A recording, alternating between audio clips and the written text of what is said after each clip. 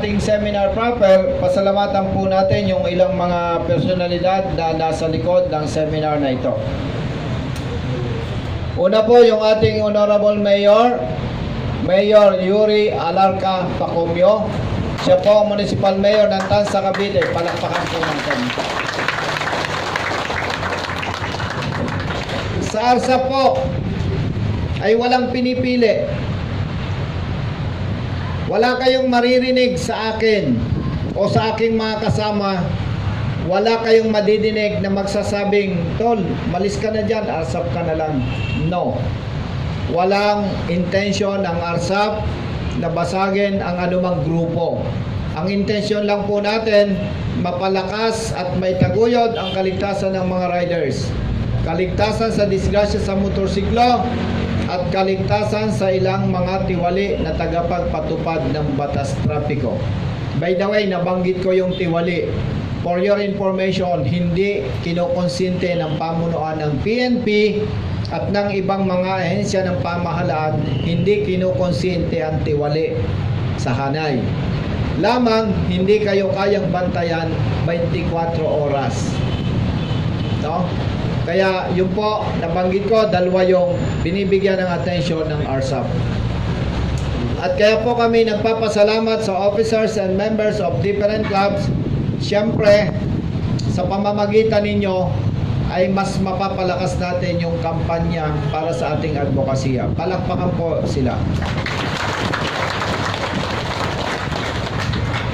And solo riders. Ang solo riders na tinatawag natin, ang kagrupo nito, yung asawa at anak. No? Pagkagaling sa trabaho, uuwi. Pag ganun-ganun lang, solo riders. So, hindi natin iniinsulto ang mga solo riders, pero among this group, pinaka-importante dito sa ngayong hapong ito, ang solo riders. Sapagkat base sa statistics, mas marami ang namamatay sa hanay ng solo riders.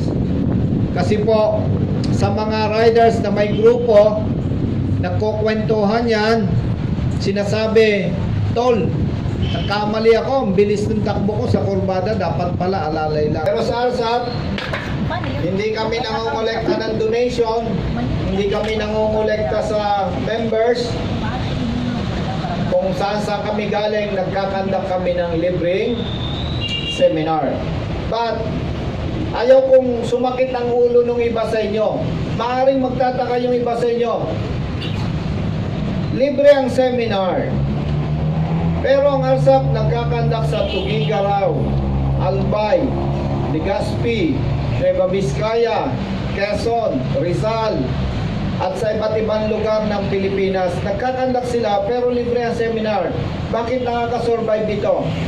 Para hindi kayo mahirapang mag-isip, sasabihin ko sa inyo sikreto. Kung mapapansin po ninyo, may sticker kami, may patches kami. Pero hindi kayo inuobligang bumili, hindi kayo inuobligang kumuha. Kung kumuha ka, kahit papano may kaunti kang contribution sa gastusin ng ARSAP.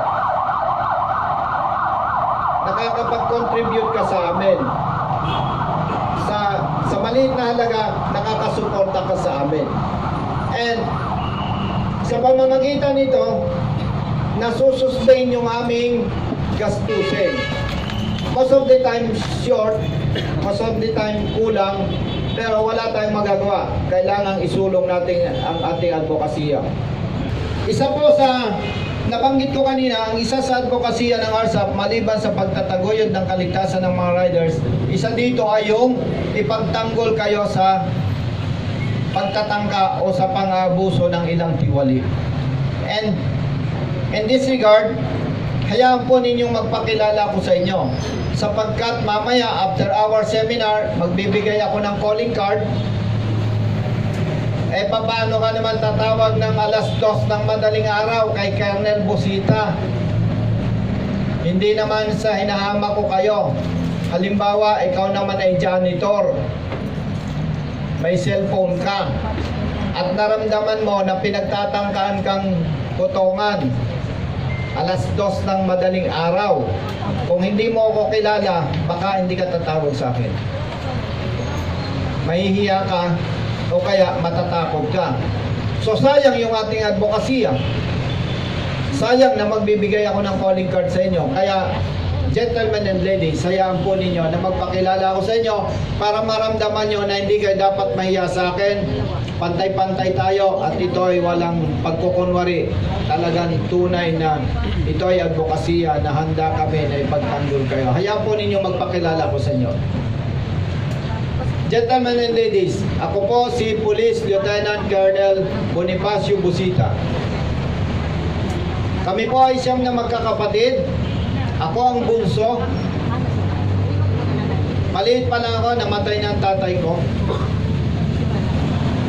At ako po ay anak mahirap. Siguro sasabihin nyo, kami din, anak mahirap din kami. Pero nakikita ko, isa ako sa pinakamahirap siguro sa majority dito. Gaano kahirap si Colonel Busita? Bagamat ako po ay nakapagtapos ng Bachelor of Science in Civil Engineering dahil sa pagtutulong-tulong ng aking mga kapatid at ng aking ina na magsasaka, ako po ay lumaki sa bahay kubo. Nung hindi ko pa po lubusang nakikilala ang Panginoon, kinakahiya ko yan. Nung ako'y sundalo, nung ako'y college, at nung ako'y naging sundalo, kapag ang pinag-uusapan buhay pamilya, hindi na ako sumasali sa kwentuhan. Baka tanungin ako, wala akong may kwento kasi wala akong pwedeng ipagyabang. Nakapagtapos po ako ng college, ang bahay namin ay kubo. Ano yung bahay kubo? Doon sa hindi nakakakita ng kubo. Ang bubong po nito ay pawid. Okay? Ang dingding po nito sa wali, yung kawayan na parang ginawang banig. Ang sahig po ay kawayan. At pag ikaw ay humakbang ng ilang hambang, ang tutuntungan mo ay lupa. Kapag mainit, malikabok, kung tag-ulan ay maputik. Hindi po kami nakagamit ng electric stove or gas stove. Ang amin pong lutuan, may 6 na bato, doon ipinapatong ang kawali at kaldero. Ang gatong ay kahoy. Pagkaraniwan pong ulam namin kapag kumakain ay kape at inihaw na tuyo. Pag walang tuyo, kape. Kung walang kape, tuyo. And most of the time, kami po ay nag-uulam o gumagamit sa pagkain ng asin. Sa hindi nakakaintindi paano gamitin ng mahirap na pamilya ang asin. Maganda pag mainit ang kanin, sasabugan mo ng asin, tutubigan. Kung may panahon ng kalamansi, sasabugan ng asin ang kanin, pipigaan ng kalamansi. And kami po nakakatikim ng pork o karning baboy every December. Sa mahirap na pamilya, yung pinagmantikaan ng baboy, ng karning baboy, pinararating yon siguro January, February, kung pwede. Paano inuulam, ginagamit sa pagkain ng mahirap na pamilya yung mantika ng baboy? Kung medyo malaki yung lagyan, nilalagyan niya, kukutsarain, ilalagay sa mainit na kanin, sasabugan ng asin, lalamasin, bababuyin, lasang-lasang baboy. Kung tulog yung mantika sa bote, idadarang sa apoy, gigising siya, patutuloyin sa kanin, sasabugan ng asin, at lalamasin. Okay? Ngayon, tanong. Anong relasyon ba ng buhay ni Colonel? Bakit kailangang ikwento sa riders? Kainit-init ng seminar, ba't di na lang shortcut? Okay? Tanong, anong relasyon ng buhay ni Colonel at kailangan ikwento pa sa mga riders? Gentlemen and ladies, God is good. Why? Kung hindi ko dinanas ang buhay na yon, hindi tayo magkakaharap-harap ngayon. Sapagkat nung ako po ay na-assign sa Highway Patrol Group, every time na may nakikita kong patay na rider sa kalsada, pasensya kung may kumakain dyan o ano. Kapag may nakita ko sa kalsada na patay na rider, sabog ang utak, wasak ang katawan, alam nyo ba, sinasabi ko sa sarili ko, putsang ina, patay ang pamilya ng rider na ito. Gentlemen and ladies, Kung hindi ako dumanas ng hirap sa buhay, hindi ko maunawaan na pag namatay si Ryder, patay ang buhay at kinabukasan ng pamilya. Nagtatag kami ng ARSAP sapagkat naniniwala po kami na dapat iligtas ang buhay ng mga motorcycle riders. Sapagkat pag namatay ang motorcycle riders, ang higit na mapiperwisyo ay ang pamilya at ang ating bayan. Kung bakit sinabi nating madadamay ang ating bayan, mamaya i-explain ko po. So, gentlemen and ladies, maliban po dyan sa nabanggit ko, ako po ay marami akong naging assignment. Naging sundalo po ako noong 1988, Philippine Constabulary. Ang Philippine Constabulary po ay isa sa branches of Armed Forces of the Philippines. Maswerte po ako. Mula nung ako'y nagsundalo, mababait ang opisyal ko. Naging mabuti sila sa akin. Pinayagan ako na mag-review sa board exam. Pumasa ako. Tapos yung mga assignment ko, inalalayan ako hanggang sa naging opisyal ako ng PNP. Marami po akong naging assignment, pero the best na assignment ko ang PNP Highway Patrol Group. The best sapagkat doon ko nakita na libu-libong motorcycle riders ang namamatay bawat taon. Doon ko rin nakita nung naka-assign ako sa Highway Patrol Group, doon ko rin na-realize bakit namamatay ang mga riders. Doon ko rin po nakita sa Highway Patrol Group nung assign ako doon ko rin na-discover na araw-araw may nakokotongan sa hanay ng mga riders, sa hanay ng mga drivers. At doon ko rin natuklasan bakit napiperwisyo at naaabuso ang mga drivers at mga riders. At during my assignment sa Highway Patrol Group, doon ko rin nalaman ano ang dapat gawin para itaguyod ang kaligtasan ng mga riders at para proteksyonan ang mga riders. Bottom line nito, kung hindi po ako na-assign ng Highway Patrol Group, wala akong kakayahan at wala akong lakas ng loob na humarap sa inyong lahat. At ito po ay ginagawa natin para maibagsak ang motorcycle accidents at maibagsak ang pangungotong sa hanay ng mga motorista. Speaking of pangungotong, uulitin ko lang, hindi kinukonsinte ng pamunuan ng PNP at tiwali sa amin. Ang patunay niyan, marami nang nakasuhan, nakulong, natanggal sa serbisyo, may mga napatay na rin dahil sa pagkasangkot sa katiwalian. Hindi kinukonsinte ng PNP at tiwali sa ating hanay. Ganon din ang ibang ahensya. By the way, speaking of other agency, meron po tayong kasama from Metro Manila Development Authority, MMDA, si partner. Tayo ka, bro. Kilalanin nyo para pag nasa Metro Manila kayo, alam nyo kakalampagin nyo. And isingit ko lang, gentlemen and ladies, napakaswerte ng riders ngayon. Napakaganda ng pamunuan ng MMDA. Simula nung umupo si General Lim, ikukwento ko lang ng mapilisan, yung mga nagdaang taon, illegal towing, araw-araw yan. Pangungutong, pang-aabuso ng MMDA enforcers, araw-araw yan. Panghuhuli ng mga riders habang malaya ang mga violators na ibang sasakyan, araw-araw nangyayari yan nung hindi panahon ni General Lim. Nung umupo si General Lim, ang daming natanggal na enforcer na sangkot sa kotong.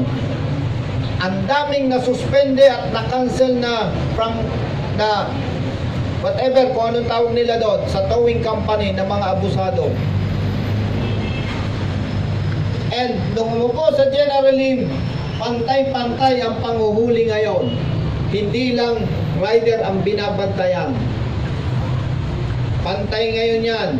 Hindi lang kwento, may record yan.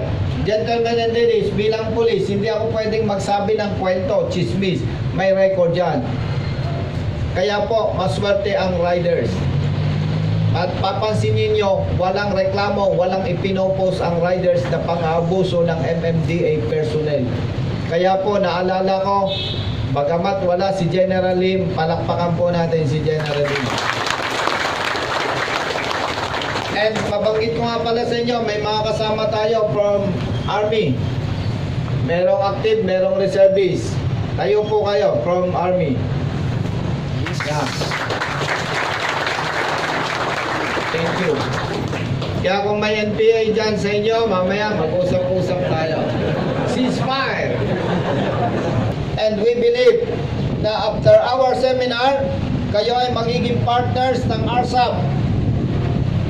Magmamalasakit kayo sa kapwa. Meaning, after our seminar, kung may natuklasan ka na mali sa iyong pagmumotorsiklo at gusto mong itama, naniniwala kami na isi-share mo yun sa iba.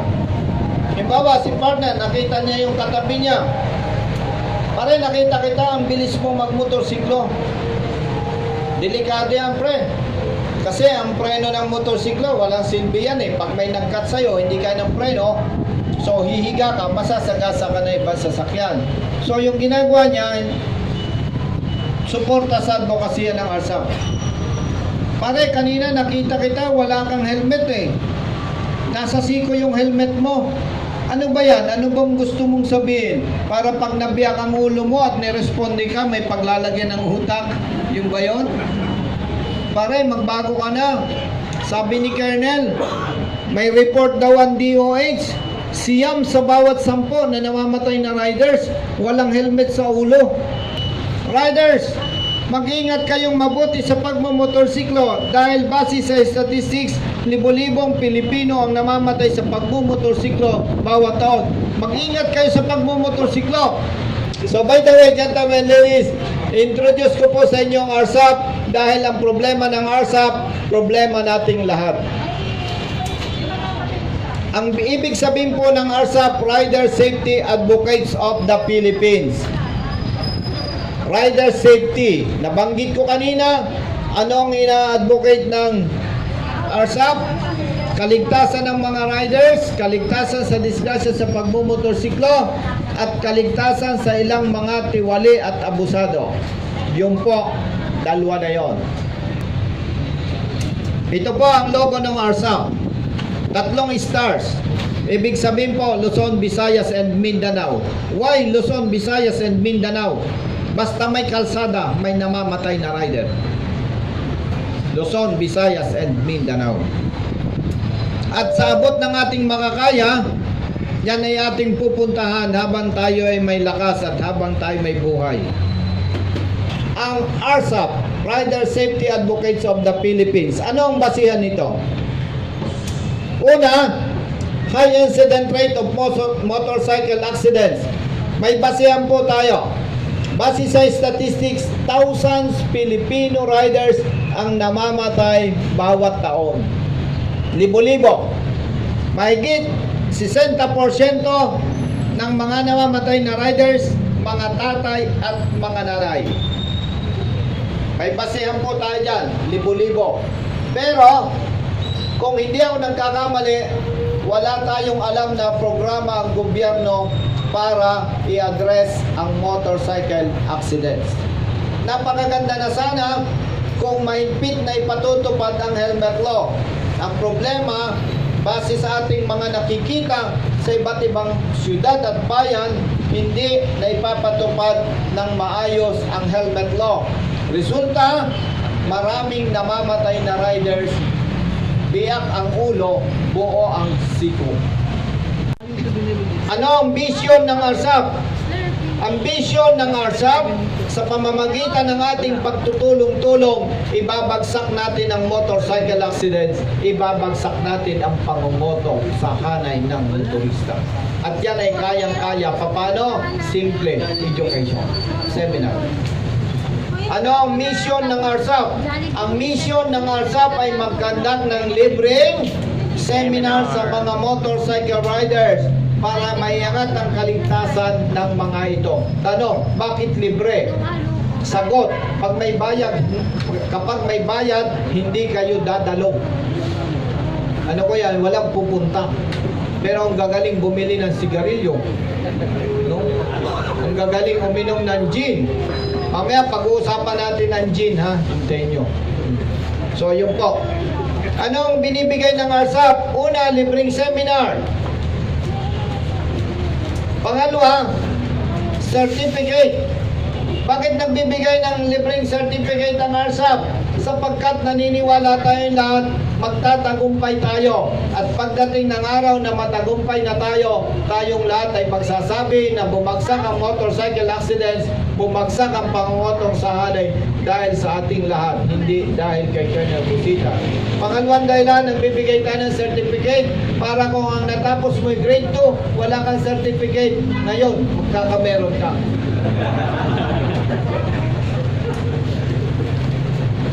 Magbibigay tayo ng libreng lista ng multa na pinatutupad ng LTO. At magbibigay tayo ng listahan ng violations na may multa na pinatutupad ng LTO. Anong purpose? Kung ikaw ay pasaway, titingnan mo yung mababa ang multa. Yun ang lalabagin mo. Pero sinasabi ko sa inyong lahat, kung merong pasaway dyan, wala kang mapipili. Lahat ito, libo-libo. ORCR. Nakalagay sa ORCR niya ay April 15. April ano ngayon? 28. Pagtiwali ang nakadali sa'yo. Oh, ang registro pala ng motorsiklo mo, April 15. Anong petsa ngayon? Oh, di-expired ka. I see. Alam mo ba na pagka-expired ang registro, 10,000 ang multa? Oh, paano ngayon yan? Ano? Pag-usapan? Wala, tinutokso mo ako, ha? Seryoso ka ba dyan?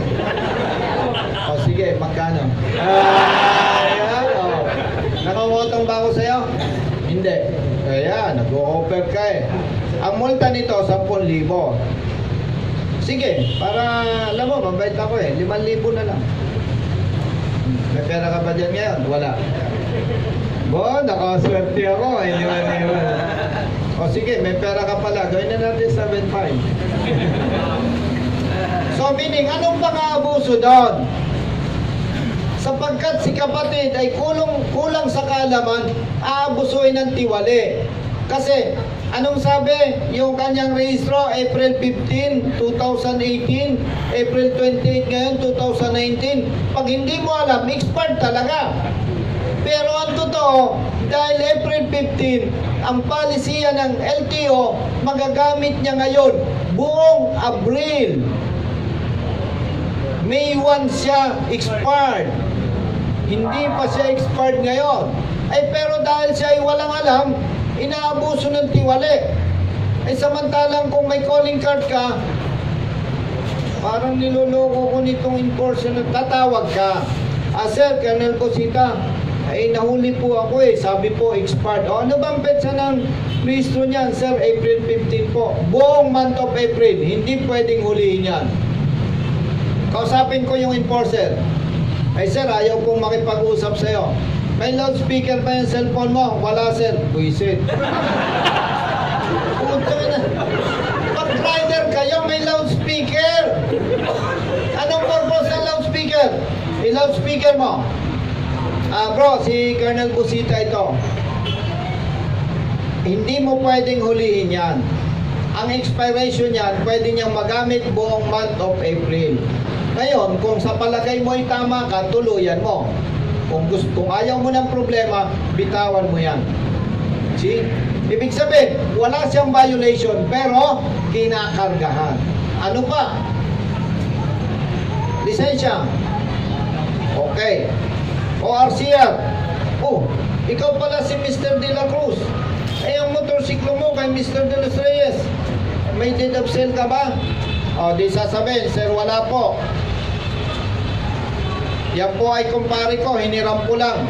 May authorization ka ba? Wala po. I-impound ko yan. Baka nakaw. Gentlemen and ladies, wala nagsabi sa batas na pag nagdududa ang pulis ay pwedeng i-impound ang sasakyan. kailangan may matibay na basihan na dapat i-impound dito. So, kung siya ay nagtatrabaho at i-impound, anong papasok sa isip niya? Tatawag yan kay Colonel Busita, "Sir, i-impound daw po ito." Bakit? Eh kasi po, hiniram ko lang ito sa kapitbahay ko. Nakaw ba yan, sir? Hindi po. O sige, kausapin ko yung pulis. Bro, wala sa batas na sinabi na kapag walang deed of sale, o kaya naman walang authorization, wala sa batas na pag ikaw ay nagdududa, ay i-impound yan. Ngayon, kung ikaw naman ay naniniwala na dapat i-impound, impound mo. Pero pag wala kang napatunayan na dapat yan ay i-impound, babalikan ka namin. Kaya mag-isip kang mabuti. Tol, hindi kita pinaparaso. Ang sa akin lang, huwag nating abusuhin ang riders. Gets nyo? Okay. Limited tayo sa oras. Gusto ko makauwi na rin kayo. Uminom ng 2 hanggang 3 basong tubig. It helps activates our internal organs. Hindi kape, hindi sigarilyo. Pagkaligo, problema dito, yung iba hindi naligo. Sino hindi naligo dyan? O kunwari na lang, naligo kayo lahat sa umaga. Pagkaligo, 1 basong tubig. It regulates our blood pressure. Nag-breakfast ka. Pagkakain mo ng breakfast, palipasin ang 30 minutes to 1 hour bago uminom ng tubig. Huwag iinom ng malamig na tubig kapag oily ang kinain. Mas mabilis magsesebo. One of the causes of colon cancer. Kung sa tanghali, ikaw ay kakain ng 12 o'clock, 11 o'clock, uminom ng tubig. Pagkakain ng tanghalian, palipasin ng 30 minutes to 1 hour, uminom ng tubig. Alas 8 ng gabi, ikaw ay kakain, alas 7, uminom ng tubig. Pagkakain, palipasin ng 30 minutes to 1 hour, then inom ng tubig. Nakasyam na tayo. And, be sure bago matulog, iinom ka ng 1 basong tubig. Benefits, gaganda ang blood circulation mo.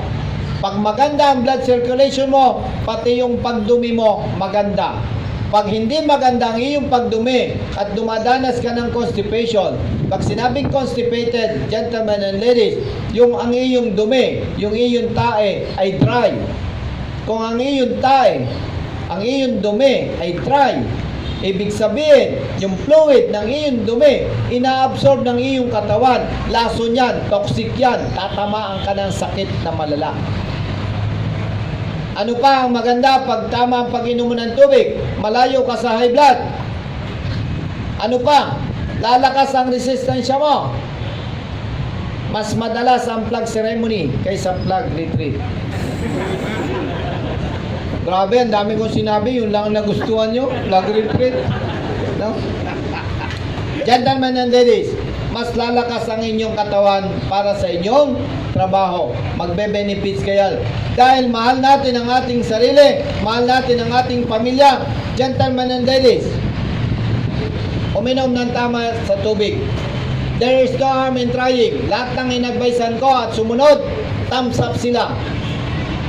Sigurado ako, gentlemen and ladies, the best practice yan. Gawin po ninyo para sa inyong pamilya.